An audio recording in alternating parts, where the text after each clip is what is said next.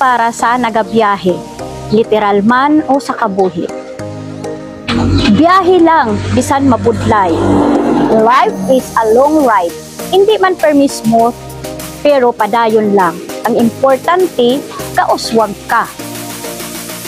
Kung hindi mo kontrolado ang dalan, kontrolado mo gihapon ang attitude mo.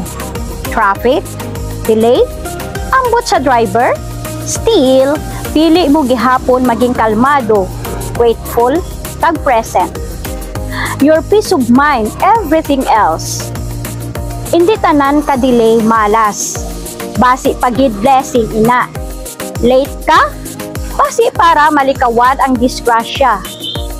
Para makita mo ang sunset.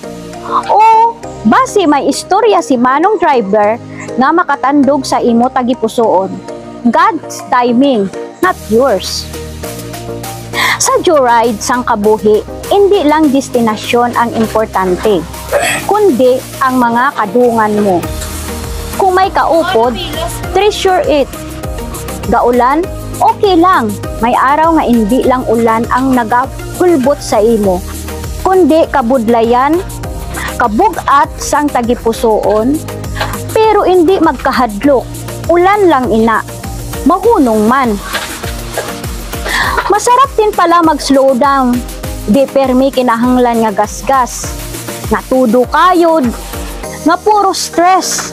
Paminsan-minsan, ang pahingahay amo ang pinakamaayo nga direksyon.